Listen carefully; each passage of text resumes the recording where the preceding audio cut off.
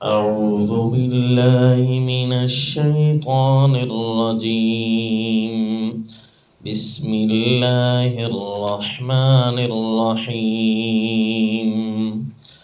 وإذ آتينا موسى الكتاب والفرقان لعلكم تهتدون. وإذ قال موسى لقومه يا قوم إنكم ظلمتم أنفسكم باتخاذكم العجل فتوبوا إلى باريكم فاقتلوا أنفسكم ذلكم خير لكم عند باريكم فتاب عليكم إنه هو التواب الرحيم. وصلی اللہ علی النبی الکریم. سورۃ البقرہ آیت نمبر 53. سلسلہ انعامات کا شروع تھا بنی اسرائیل پر، کیونکہ اللہ کریم نے انہیں فرمایا تھا کہ تم ان چیزوں پر عمل کرو جس کا پیچھے تمہیں حکم ہوا. 5 چیزیں 10 اجزاء پر مشتمل تھی. تو میں اللہ تم پر انعامات کروں گا. اوفوا بعہدی اوف بعہدکم. انعامات میرے وہ والے بھی یاد کرو جو میں نے تمہیں ایسے انعام دیے تھے جن کے اندر جہان والوں پر فضیلت تمہیں دی تھی. اتنے بڑے بڑے انعام تھے، وہ انعامات یاد کرو. چنانچہ وہ انعامات یاد دلائے جا رہے ہیں، اور میں نے عرض کیا کہ لفظ از کے ساتھ شروع ہوں گے انعامات، اور ہر آیت کے اندر آپ دیکھیں از کے لفظ کے ساتھ شروع ہونے والے انعامات میں مفضل انعام ہوں گے، یعنی فضیلت والے انعام جو کہ حیرت میں مبتلا کر دیں گے. یہ دیکھیں وَإِذْ آتَيْنَا مُوسَى الْكِتَابَ وَالْفُرْقَانَ لَعَلَّكُمْ تَهْتَدُونَ. یہ انعام نمبر 4 تھا. اور جب ہم نے دی موسیٰ علیہ السلام کو کتاب اور فرقان، یعنی فرقان حق کو ناحق سے جدا کرنے والی، الفرقان یعنی فرق کرنے والی، حق کو ناحق سے جدا کرنے والی چیز ہم نے دی. یہ تمہارے لیے بہت بڑا انعام تھا. اگرچہ تم نے بچھڑے کو معبود بنا لیا تھا، لیکن ہم نے معاف بھی کیا اور کتاب بھی تمہیں دی. ایک قوم کو کتاب براہ راست اللہ دے رہے ہیں. یہ نظام حیات مرتب جس کو مل جائے کتنا بڑا انعام ہے.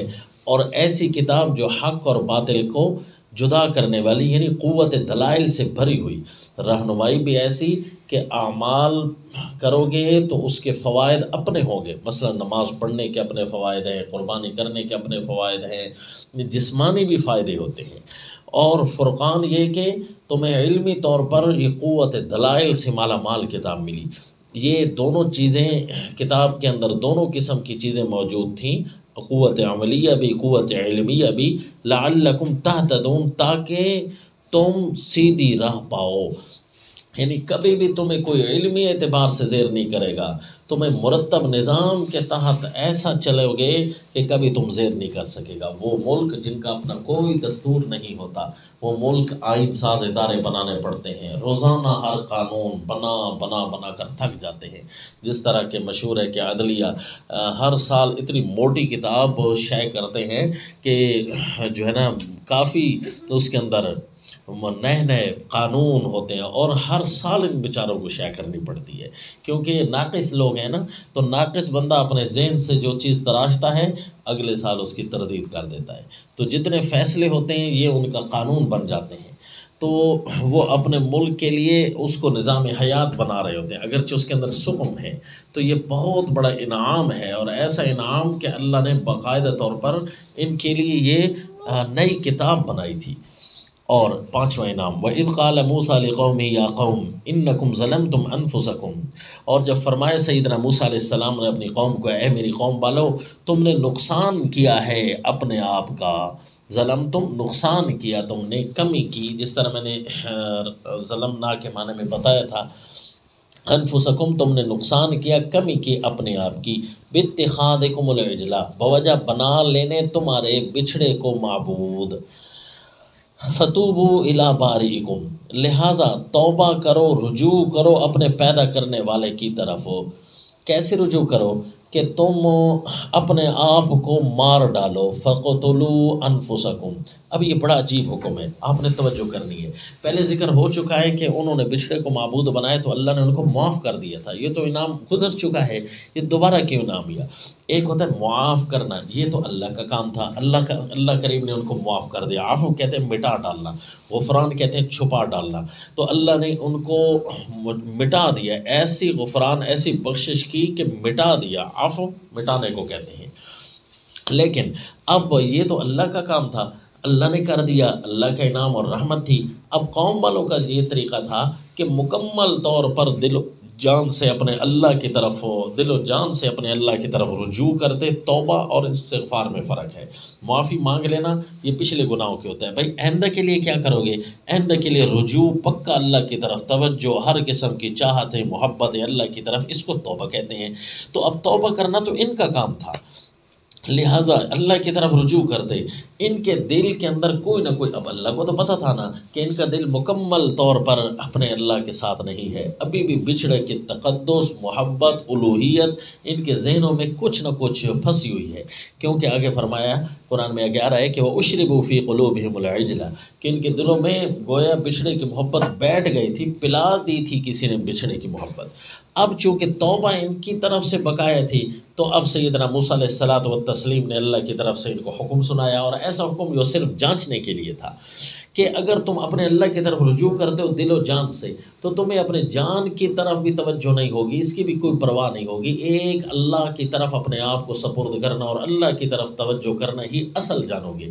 اپنے جان کو بچانا بھی تمہارے لیے اصل نہیں ہوگا، لہٰذا اپنے آپ کو مار ڈالو. جس طرح جہاد میں اپنے جان کا نذرانہ پیش کر دیتا ہے کہ ایک اللہ کے کلمہ کے اعلاء کے لیے اور سربلندی کے لیے بندہ کسی طرف بھی کسی چیز کو خاطر میں نہیں لاتا، وہ اپنی حتیٰ کہ اپنی جان تک کی پرواہ نہیں کرتا، کیونکہ جان اللہ کی دی ہوئی ہے تو اللہ کے لیے ہی اگر چلی جائے گی تو اصل مقصد تو ہمارا اللہ ہے. تو فرمایا فقتلوا انفسکم، مار ڈالو اپنے آپ کو. ذالکم خیر لکم عند بارئکم، یہ بہتر ہے تمہارے لیے تمہارے خالق کے نزدیک، کیونکہ حکم جو اسی کا ہے. وہ کہے زندہ ہو جاؤ تو زندہ ہو جانا ہے، وہ کہے مر جاؤ تو مر جانا ہے، وہ کہے مار ڈالو تو مار ڈالنا ہے. ویسے بھی جانا تو ہے نا تم نے اللہ کی طرف. اب اللہ نے فرمایا اپنے آپ کو مار ڈالو. یہ دیکھتے ہیں کہ تم اپنے اللہ کے ساتھ محبت میں کس قدر سچے ہو، تمہارے دل میں اور کسی کے لیے بھی گنجائش نہیں ہے. تو اب فرمایا ذالکم خیر لکم عند بارئکم، لفظ بارئ کے ساتھ اشارہ کر دیا. بارئ کہتے ہیں نئے سرے سے بنانے والا، پیدا کرنے والا. تو دیکھو پیدا جب اللہ نے کیا، جسم جب دیا ہوا اللہ کا ہے تو مرضی بھی اللہ کی چلے گی. اللہ نے کہہ دیا مار ڈالو تو مار ڈالو. تو یہ اشارہ بھی اس بات کا کیا کہ یہ تمہارا کوئی احسان نہیں ہے، احسان پھر بھی اللہ کا ہے کہ اللہ تمہاری جان کو قبول کر رہا ہے، حالانکہ اللہ نے تو واپس لے بھی لینی ہے، ایکسپائر تو ہو جانا ہے تمہاری اس باڈی نے. فتاب علیکم، پھر متوجہ ہوا اللہ تم پر، بجائے اس کے کہ تم توجہ کر دے اللہ نے پھر اپنے رحمت کو متوجہ کر دیا، پھر اللہ نے انعام کر دیا حالانکہ تم متوجہ ہوتے. فتاب علیکم، اللہ نے تم پر انعام کیا، توبہ قبول کر لی تمہاری، ویسے ہی جیسے تم تیار ہوئے تو اللہ نے توبہ قبول کر لی. وَإِنَّهُ هُوَ التَّوَّابُ، کیونکہ اس اللہ کی صفت ہے کہ تواب توبہ قبول کرنے والا ہے، یعنی معاف کرنے والا. الرحیم، انتہا درجے کی مہربانی کرنے والا ہوتا ہے. کیونکہ اللہ کریم نے انتہا درجے کی مہربانی یہ کی کہ جس چیز کے ساتھ تمہاری توبہ مشروط کی وہ چیز ہی اللہ نے تم سے نہیں لی. دیکھو جی فتاب علیکم، یہ فا اشارہ کر رہی ہے کہ پچھلے حکم کے بعد یہ کام ہوا تھا نا، تو اس کا مطلب ہے کہ اللہ کریم نے ان سے وہ چیز معاف کر دی. دیکھو کتنا بڑا انعام ہوا تم پر. یہ الگ انعام ہوا پانچواں. اب چھٹا انعام وَإِذْ قُلْتُمْ يَا مُوسَىٰ لَن نُّؤْمِنَ لَكَ حَتَّىٰ نَرَى اللَّهَ جَهْرًا. اب یہ تھی کہ واپسی کے پر جب یعنی تورات مل گئی ہے، واپسی پر پتہ چلا کہ انہوں نے بچھڑے کو معبود بنایا ہے تو اس پر یہ لے دے ہوئی، اور اس کے بعد اب کتاب اللہ سنائی گئی ان کو کہ اللہ کے احکام بتائے گئے. تو انہوں نے کہا وَإِذْ قُلْتُمْ، جب تم نے کہا یا موسیٰ، اے موسیٰ، لَن نُّؤْمِنَ لَكَ حَتَّىٰ نَرَى اللَّهَ جَهْرًا، ہم تیری تصدیق نہیں کریں گے. ایمان کا صلہ لام آ جائے نا تو مانا تصدیق والا. لَن نُّؤْمِنَ لَكَ، ہم تیری تصدیق نہیں کریں گے، یعنی ہرگز یقین نہیں کریں گے. حَتَّىٰ نَرَى اللَّهَ جَهْرَةً، حتیٰ کہ ہم دیکھ لیں اللہ کو سامنے، جہرتاً سامنے، فأخذتکم الصاعقہ، پھر آ لیا تم کو بجلی نے.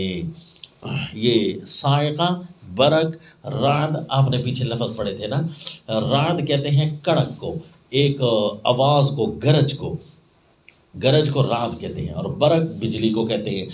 ایک بادلوں کے ٹکرانے کی وجہ سے ایک آواز بھی پیدا ہوتی ہے اور ایک بجلی پیدا ہوتی ہے. اب وہ بجلی نظر آنے والی چیز نہیں ہوتی، جس طرح کے دو تاریں آپس میں ٹکرائی جائیں تو ان دونوں کے اندر بجلی ہوتی ہے، بجلی نظر نہیں آتی لیکن آگ پیدا ہو جاتی ہے. اب اس بجلی کے ٹکرانے سے آواز جو پیدا ہوتی ہے اس کو صاعقہ کہتے ہیں، اور اس کی جمع صواعق ہے. تو فرمایا تم کو پکڑ لیا بجلی نے، کیا مطلب آگ نے جو پیدا ہوتی ہے اس بجلی سے. اس کے اندر اب آگ جب پیدا ہوتی ہے تو تینوں چیزیں بیک وقت آ جاتی ہیں، اس کے اندر آواز بھی ہوتی ہے، اس کے اندر بجلی بھی ہوتی ہے، اس کے اندر آگ بھی ہوتی ہے، یعنی رعد، برق، صاعق، یہ تینوں لفظ آ جائے. صاعقہ کے ساتھ تینوں چیزیں. اب جیسے ہی انہوں نے دیکھا، کہا نا کہ اپنے اللہ کو دیکھتے ہیں، تو اللہ کریم نے دنیاوی روشنی کی تجلی ڈالی کہ تم دنیا کی چیزیں برداشت نہیں کر سکتے ہو، اپنے اللہ تعالیٰ کو کیسے دیکھو گے، تمہارے اندر تو اتنی طاقت نہیں ہے. اللہ نے ان کو سمجھانے کے لیے کیا، یعنی زمین کے اوپر کھڑے ہو کر یہ جو آسمان کے بادل گرجتے ہیں، ان کی گرج آواز ایک طرف، ان کی بجلی ایک طرف، اور اس سے نکلنے والی آگ نے آنکھوں کو خیرہ کر دیا، آنکھوں کو اندھا گویا کہ کر دی. اتنی زور سے آواز اور کڑک اور بجلی کی تیزی تھی کہ ان کو گویا کہ کرنٹ بھی لگے، گویا کہ ان کے اندر آنکھوں کے برداشت بھی نہ رہی. جس طرح کہ آپ ویلڈر کے ساتھ کھڑے ہو جاتے ہیں نا، تو کبھی اتنی تیزی کے ساتھ ویلڈنگ مشین جو ہے کام کر رہی ہوتی ہے، جب اس کی پاور کو بڑھایا جائے تو وہ پاور جو ہے دماغ کو بھی چیر دے، آنکھوں کو تو چیرے گی، دماغ کو بھی چیر دے. اس کے اندر ایک ایسی کوئی آواز عجیب سی نکلتی ہے، اس آواز کو اگر کئی گنا زیادہ کیا جائے تو اب وہ دماغ کو پھٹا دیتی ہے. تو آگے جی موت. ان کو جب پکڑا نا بجلی نے، وَأَنْتُمْ تَنْظُرُونَ، اور تم اس وقت دیکھ رہے تھے، اس بجلی کو دیکھ رہے تھے. تم نے دیکھا کہ ابھی خدا نظر آئے گا. اللہ نے تو دنیا کی تجلی، مخلوق کی تجلی ڈالی کہ اب اس کو برداشت کر سکو گے؟ نہ جی، نہ برداشت کر سکے اور مر گئے. اور آگے سورہ الاعراف میں آئے گا کہ سیدنا موسیٰ علیہ الصلوۃ والتسلیم نے دعا کی، رب لو شئت اہلکتہم من قبل وإیائی اتہلکنا بما فعل السفہاء منا ان ہی الا فتنتک تضل بها من تشاء وتہدی من تشاء انت ولینا فاغفر لنا وارحمنا وانت خیر الغافرین واکتب لنا فی هذه الدنیا حسنہ وفی الآخرۃ انا ہدنا الیک. یہ لمبی دعا مانگی سیدنا موسیٰ علیہ الصلوۃ والتسلیم نے، اے اللہ اگر آپ چاہتے تو ہمیں پہلے بھی ہلاک کر سکتے تھے، یعنی فرعون کو جب تباہ کیا اس وقت ہمیں نجات دی، اے اللہ اس وقت آپ نے نجات دی. اب ان بیوقوفوں کی کرتوت کی وجہ سے ہمارے اوپر یہ آزمائش آئی ہے، اے اللہ اس آزمائش کو ہم پر اٹھا لے اور ہمارے لیے اس دنیا میں بھی اچھائیاں لکھ دے. وَاكْتُبْ لَنَا فِي هَذِهِ الدُّنْيَا حَسَنَةً وَفِي الْآخِرَةِ إِنَّا هُدْنَا إِلَيْكَ، آخرت میں بھی اچھائیاں لکھ دے، اے اللہ ہم تیری طرف ہی رجوع کرنے والے ہیں. ان بیوقوفوں کی، چند بیوقوفوں کے کرتوت کی وجہ سے ہم سے یہ آزمائش تو ہٹا دے، صرف ان کی وجہ سے ہمیں آزمائش میں مبتلا نہ کر. تو اللہ نے پھر انعام کیا کہ ثم بعثناکم من بعد موتکم. دیکھا کیسا انعام ہے کہ جو جہان والوں پر فضیلت تمہیں ملی ہے اس انعام کی وجہ سے. کوئی مر کر بھی زندہ ہوتا ہے؟ میں اللہ نے تمہیں موت دی اور موت کے بعد زندہ کیا. اللہ جو چاہے کر سکتے ہیں. ثم، جو اللہ قیامت کو زندہ کر سکتا ہے بعد میں بھی زندہ، پہلے بھی زندہ کر سکتا ہے. ثم بعثناکم، پھر ہم نے تمہیں زندہ کیا، من بعد موتکم، تمہارے مر جانے کے بعد. بعث کا معنی جب موت کے ساتھ تعلق ہو تو معنی احیاء والا ہوتا ہے، زندہ کرنے والا معنی. تفسیر المعانی میں بھی اسی طرح لکھا ہے. اور بعث یبعث کا ایک معنی ہوتا ہے ارسال، بھیجنا. لیکن جب اس کا تعلق والبعث بعد الموت، جس طرح ہم کہتے ہیں کہ موت کے ساتھ اس کا تعلق آ جائے نا تو معنی احیاء والا ہوتا ہے. اس لیے ثم انکم یوم القیامت تبعثون، موت کے بعد وہاں بھی ذکر آیا. تو فرمائے ثم بعثناکم من بعد موتکم لعلکم تشکرون. تشکرون کا کیا معنی کیا تھا آیت نمبر 52 میں؟ احسان مانو. یہاں بھی وہی معنی، تاکہ تم احسان مانو کہ اتنا بڑا تم پر انعام ہوا، لیکن تم نے اپنے اس انعام کے اندر کیا زیادتی کی. آگے پھر ایک ترتیب شروع ہو رہی ہے، وَظَلَّلْنَا عَلَيْكُمُ الْغَمَامَ وَأَنزَلْنَا عَلَيْكُمُ الْمَنَّ وَالسَّلْوَىٰ سے. اب وہ یہ کہ وَظَلَّلْنَا عَلَيْكُمُ الْغَمَامَ، ہم نے تمہارے اوپر سایہ کیا رکھا بادلوں کا۔ اب یہ بادلوں کا سایہ تو اس میدان کے اندر تھا جہاں پر یہ فرعون کے سے آزاد ہو کر آئے تھے، تو یہ اسی انعام کا تسلسل ہے۔ دیکھیں نا، اب لفظ اذ نہیں ہے، وہ چھٹا انعام جو چل رہا ہے نا اذ قلتم سے، اسی انعام کا تسلسل ہے، لیکن اللہ نے اس موت کے بعد اس انعام کا تذکرہ بھی کیا۔ کیا مطلب؟ یہ انعام تو تھا میدان تی کے اندر، یا اس میدان کے اندر جہاں یہ رہ رہے تھے، بے یار و مددگار تھے، اور جہاں پر انہوں نے بچھڑے کو الہ بنایا تھا۔ فرعون کے بعد جب ان کو جہاں نجات ملی تو اللہ نے ان کو من و سلوہ بھی دیا، بادلوں کا سایہ بھی کیا تھا، لیکن یہ انعام اس کا تذکرہ اب یہاں آ رہا ہے، حالانکہ اس کا تذکرہ تھوڑا پیچھے آنا چاہیے تھا، لیکن تذکرہ یہاں آیا۔ کیا مطلب؟ اشارہ کر دیا کہ تم نے اتنے بڑے ظلم کیے، بچھڑے کو معبود بھی بنایا تھا، تم نے کہا تھا ہم نے اللہ کو دیکھنا ہے، اس کے باوجود تم پر یہ من و سلوہ کی نعمت مسلسل جاری رہی۔ یہ اب انعام ہے، زندہ بھی کیا، اور زندہ کرنے کے بعد تمہاری جو روزی جاری تھی وہ روزی بھی مسلسل برقرار رکھی۔ وَظَلَّلْنَا عَلَيْكُمُ الْغَمَامَ، اور سایہ کیا ہم نے تم پر بادلوں کا۔ وَأَنزَلْنَا عَلَيْكُمُ الْمَنَّ وَالسَّلْوَىٰ، اور اتارا تم پر ہم نے من میٹھی چیز، سلوہ نمکین چیز، یہ ہم مسلسل اتارتے رہے۔ یہ نہیں کہ ہم نے فرعون کے غرق ہو جانے کے بعد صرف تمہیں چند دنوں کے لیے دیا، اتنے ظلم کے باوجود بھی تم پر یہ نعمت مسلسل رہی، اور تمہیں کہا جاتا رہا کلوا من طیبات ما رزقناکم، کھاؤ ان پاکیزہ چیزوں میں سے جو ہم نے تم کو دی ہیں۔ اب بتاؤ، اتنا ظلم کرنے کے باوجود بھی اللہ فرما رہے ہیں کلوا من طیبات ما رزقناکم۔ وما ظلمونا، انہوں نے ہمارا تو کوئی نقصان نہیں کیا، ولکن کانوا انفسهم یظلمون، بلکہ وہ اپنا ہی نقصان کرتے رہے۔ کیا مطلب؟ کہ من و سلوہ بھی کھاتے رہے اور اپنا نقصان بھی کرتے رہے، بار بار انہوں نے زیادتیاں کی، انہوں نے گناہ کرنے شروع کر دیے۔ اب اس کے بعد کیا کیا انہوں نے؟ اس کے بعد تو انہوں نے من و سلوہ کے بعد تو یہ کیا تھا کہ اس کی ناشکری کی تھی، من و سلوہ کی، جس کا ذکر اگلی آیات میں آئے گا، آیت نمبر 61 میں آ رہا ہے۔ لیکن ابھی اللہ تعالیٰ نے اس ناشکری کا ذکر بعد میں کیا، اور اس سے پہلے ایک اور انعام کا ذکر کر دیا۔ انتہائی عجیب بات ہے اور بڑا خوبصورت تعلق ہے۔ وَإِذْ قُلْنَا ادْخُلُوا هَٰذِهِ الْقَرْيَةَ، ایک ہے قریہ میں داخل ہونا، اور آگے آ رہا ہے اہبطوا مصرا، کہ انہوں نے جو ناشکری کی تو اس کے بعد تو شہر میں داخل ہوئے تھے۔ قریہ اور شہر میں فرق ہوتا ہے، شہر بڑی چیز کو کہتے ہیں اور قریہ چھوٹی چیز کو کہتے ہیں، تو یہ لگتا ہے قریہ کا واقعہ کوئی اور ہے اور شہر میں داخل ہونے کا واقعہ کوئی اور ہے۔ ابھی انہوں نے اس من و سلوہ کی جب ناشکری کی تھی تو اس وقت حکم ہوگا نا اہبطوا مصرا، ایک شہر میں اتر جاؤ اور وہاں جا کر تمہیں یہ چیزیں ملیں گی، کیونکہ شہر میں یہ لوگ چیزیں بیچتے ہیں اور اگاتے ہیں۔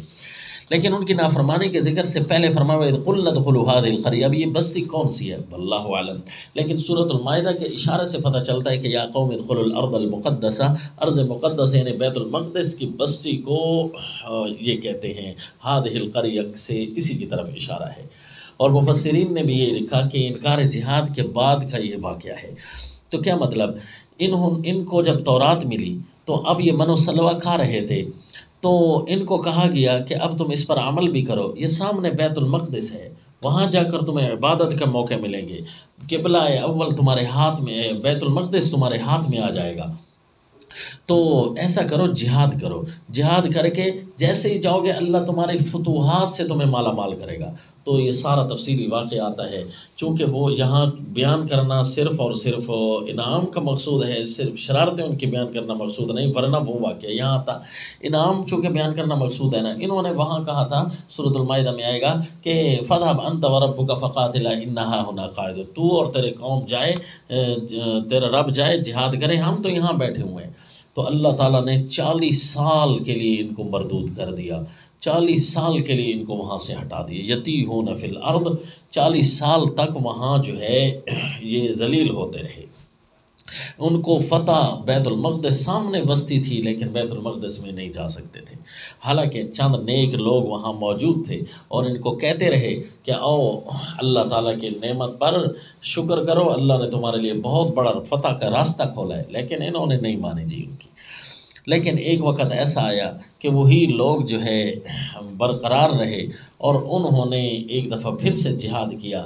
یہ سیدنا موسیٰ علیہ السلام کے گزر جانے کے بعد انہوں نے پھر سے جہاد کیا اور اللہ تعالیٰ نے ان کو ایک اور موقع دیا. اب جہاد تو چند لوگوں نے کیا اور اللہ نے فتح کر دیا بیت المقدس کو 40 سنہ کے بعد. جب بیت المقدس کو فتح کیا اب ان کو بھی اللہ نے فرمایا چلو تمہارے چند مجاہدین نے ایک پورا شہر فتح کر لیا ہے، ایک بستی فتح کر لیا ہے بیت المقدس کی، اب تمہارے 12 خاندانوں پر میں اللہ یہ انعام کر رہا ہوں ان مجاہدین کی وجہ سے. ان مجاہدین نے اتنی بڑی اللہ تعالیٰ کی رحمت حاصل کیا. مجاہدین کا وجود اتنا بڑا رحمت والا ہوتا ہے کہ ان کی وجہ سے ارد گرد کے علاقوں پر بھی رحمت آ گئی اور پورے خاندان پر 12 خاندانوں پر رحمت آ گئی ہے کہ اب تم اس بستی میں داخل ہو جاؤ. لیکن مجاہدین تو جائیں گے نا اپنی شان و شوکت کے ساتھ، اس کے باوجود تم نے ان کے ساتھ جانا ہے تو کم از کم استغفار کرتے ہوئے جانا کہ ہم نے پہلے بڑی زیادتی کی تھی، تم نے استغفار کرتے ہوئے جانا ہے. اب انعام کا ذکر اللہ نے فرمایا کہ ہم نے وہ بستی انعام کے طور پر تمہیں دی، اتنا بڑا انعام تمہیں دیا کہ جہان والوں پر فضیلت کے پہلی دفعہ ایک ایسی قوم ہے انکار جہاد کے باوجود چند مجاہدین کے جہاد کرنے کی وجہ سے اللہ نے ان کی بستی کو ان کے لیے حلال کر دیا، داخلہ آسان کر دیا. لیکن یہ ہے کہ تم نے جو ہے استغفار کرنا، یہ بہت بڑا انعام تھا. وَإِذْ قُلْنَا ادْخُلُوا هَٰذِهِ الْقَرْيَةَ، اور جب ہم نے کہا اس بستی میں داخل ہو جاؤ یعنی بیت المقدس کی، فَكُلُوا مِنْهَا حَيْثُ شِئْتُمْ رَغَدًا، اور کھاتے پھرو اس میں سے جہاں سے چاہو تم، رغدن فراغت سے، سیر ہو کر یعنی فراغت کے ساتھ، تمہیں کوئی پوچھنے والا نہیں ہوگا، تم بڑی آزادی کے ساتھ 12 کے 12 خاندان یہاں پر بیت المقدس کی بستی میں جائیں گے. یہ فَكُلُوا مِنْهَا کا اشارہ اس لیے کیا کہ کھاتے پھرو، کیونکہ جس جگہ پر بندہ جائے نا وہاں رہائش بھی ہوتی ہے تو تب بھی، لیکن کھانے پینے کا انتظام پورا نہیں ہوتا، یعنی تمہارے بازار تک بھی اللہ تعالیٰ نے بھر دیے رحمتوں کے ساتھ. یہ اشارہ کر دیا فَكُلُوا سے، یعنی ہر قسم کی آسائش تمہارے پاس تھی. لیکن ایک خیال کرنا کہ مفتوحہ علاقے میں داخل ہو رہے ہو، وَادْخُلُوا الْبَابَ سُجَّدًا، سجدہ کرتے ہوئے داخل ہونا. سجدہ کرتے ہوئے کیا مطلب؟ یا تو نماز مراد ہے 2 رکعت نماز پڑھ لینا، یا یہ ایک دفعہ سجدہ کر کے داخل ہو جانا، یا مراد ہے جھک کر عاجزی کے ساتھ اللہ کی یاد اور شکر کرتے ہوئے یہاں سے داخل ہونا. یا تو سجدہ اصطلاحی مراد ہے یا سجدہ بطور شکر کے مراد ہے کہ شکر کرتے ہوئے داخل ہونا. وَقُولُوا حِطَّةٌ، اور کہتے جانا اے اللہ ہمیں بخش دے، اے اللہ ہمیں معاف کر دے. حِطَّةٌ کہتے جانا، کیونکہ تم نے بہت بڑی زیادتی کر رکھی ہے. 40 سال پہلے تمہیں یہ کہا گیا تھا، تم نے انکار کیا تھا. آج فری میں داخل ہو رہے ہو سارے کے سارے خاندان، حالانکہ داخل صرف مجاہدین کو ہونا چاہیے تھا، لیکن اللہ نے انعام کیا کہ تم سارے خاندان والوں کو، 12 خاندانوں کو، پوری بنی اسرائیل کو داخلے کی اجازت مل گئی. اور کہتے جانا اللہ بخش دے. تو اس کے باوجود، اتنی زیادتی کے باوجود، نغفر لکم خطایاکم، تمہارے سارے قصور ہم معاف کر دیں گے، یہ کہتے جانا. وَسَنَزِيدُ الْمُحْسِنِينَ، لیکن تمہارے ساتھ مجاہدین بھی تو ہوں گے نا، انہوں نے تو دل سے نیکی کی ہے نا، انہوں نے کبھی زیادتی نہیں کی، ان کو تو ہم زیادہ دیں گے. نیک دل سے نیکی کرنے والوں کو، یعنی تمہیں معاف بھی کریں گے لیکن دل سے نیکی کرنے والوں کو ہم زیادہ دیں گے. لیکن یہ کیا کیا تم نے؟ اس کے باوجود تم پر انعام ہوا اور تم نے زیادتی کی. فبدل الذین ظلموا، ان میں سے جو ظالم تھے نا، ایک تو مجاہدین جا رہے تھے جنہوں نے فتح کیا تھا، اور کچھ ظالم تھے، ظالموں نے بدل ڈالا بات کو، غیر الذی، خلاف اس کے جو ان کو کہی گئی تھی.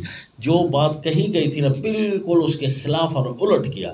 کیا کیا جی؟ بخاری شریف میں آتا ہے کہ انہوں نے کہا تھا بجائے اس کے کہ حبتن کہا، انہوں نے کہا حبتن، ہمیں دانے چاہیے جی، ہمیں گندم چاہیے جی، ہمیں یہ مال چاہیے. نعوذ باللہ. جس طرح کوئی بے پرواہ بے دین لوگ ہوتے ہیں نا، ان کو دین کی بات کہی جائے نا تو اس کو ہنسی میں اڑا دیتے ہیں، کہتے ہیں او جی چھوڑو نیکیاں شیکیوں کو، کوئی دانے شانے کو مال شال ملے، ہمیں تو اب یہ سٹوریج کرنی ہے. نعوذ باللہ من ذالک. بس اس کی پھر کیا سزا ملی؟ اب وہاں تو اچھے لوگ بھی موجود تھے لیکن ظالموں نے زیادتی بھی کر ڈالی. تو اب اس بستی میں، مفتوحہ علاقے میں جب بندہ داخل ہو رہا ہو تو عذاب تو نہیں آیا کرتے، لیکن ظالم جب داخل ہو رہے تھے ساتھ تو اللہ تعالیٰ نے ایک عذاب کا رنگ تبدیل کر دیا. کیا جی؟ کہ فَأَنزَلْنَا عَلَى الَّذِينَ ظَلَمُوا، صرف ظالم لوگوں پر اللہ نے ایک بیماری نازل کی. رِجْزًا مِّنَ السَّمَاءِ، عذاب ٹکڑا آسمان سے، عذاب کا ٹکڑا. یہ رِجْزًا مِّنَ السَّمَاء کا اشارہ کر دیا کہ کوئی بیماری تھی. وہ زمین میں پیدا نہیں ہوئی، کیونکہ زمین میں تو بہت سارے رہتے تھے، نیک اور اچھے بھی رہتے تھے، محسنین بھی موجود تھے۔ اور ریجزن، یہ بیماری اور وائرس نام کی کوئی چیز ہوتی ہے جس کا تعلق گندگی سے ہوتا ہے۔ ایک ریجس ہوتا ہے اور ایک ریجز ہوتا ہے۔ زا کو سین سے بدل دیا جاتا ہے تو ریجس بن جاتی ہے، اور زا کو برقرار رکھا جاتا ہے تو ریجز بن جاتا ہے۔ یہ اصل میں ریجس تھا، پھر زا آ گئی تو رجس بن گیا۔ رجس اس شے کو کہتے ہیں جو ناپاک ہوتی ہے، گندی ہوتی ہے، جس طرح خنزیر کے بارے میں فرمایا فَإِنَّهُ رِجْسٌ۔ اور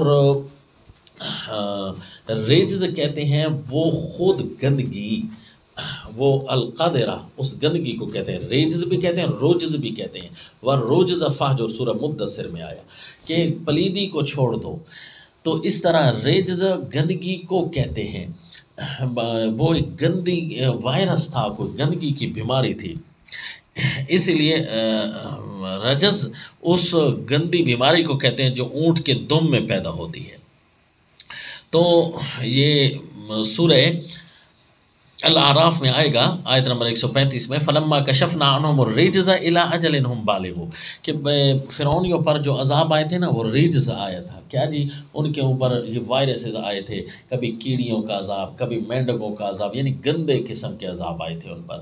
تو کبھی جو ہے ان کو جوؤں کا عذاب، اس قسم کے عذاب کو، یعنی وائرس والے جو عذاب ہوتے ہیں ان کو رجز سے تعبیر کرتے ہیں، الیاذ باللہ۔ تو دوسری احادیث میں آیا کہ وہ جو ہے کون سا عذاب ہے؟ یعنی طاعون والا عذاب ہے۔ یہ ایک وائرس ہوتا ہے جو انسانوں کو تباہ کر دیتا ہے، بہت ساروں کو، ہر ایک کو بھی نہیں مارتا لیکن بہت ساروں کو، کیونکہ اب تو اچھے لوگ بھی موجود تھے۔ یہ اس لیے وائرس کی بیماریاں آتی ہیں بما کانوا یفسقون، کہ وہ تھے گناہ کرنے والے، فسق کرنے والے۔ یہ فسق انہوں نے کیا تو اللہ تعالیٰ نے ان پر یہ بیماری مسلط کر دی۔ تو اب یہ تذکرہ انعام کا تھا، یعنی کتنے ظالم اور کتنے برے لوگ تھے، اس کے باوجود اللہ تعالیٰ نے ان کو بیت المقدس میں داخلے کی اجازت دی، اور اتنے برے لوگ تھے کہ بیت المقدس میں داخل ہونے کے باوجود بھی یہ زیادتیاں کرتے رہے۔ ایسے لوگوں کو بیت المقدس میں داخلے کی اجازت کا مل جانا کتنا بڑا انعام ہے، خود سوچو۔ ہر بندہ کہے گا ہاں انعام تو جی بہت بڑا ہے۔ تو یہ 7 انعام ہو گئے، 7 دفعہ لفظ عز کا تذکرہ گزر چکا ہے۔ اب وَإِذِ اسْتَسْقَىٰ سے ایک اور نقطہ بھی آئے گا انشاءاللہ، اور اگلے انعام کا بھی تذکرہ ہوگا، یا عند سبق میں وَمَا عَلَيْنَا إِلَّا الْبَلَاغُ۔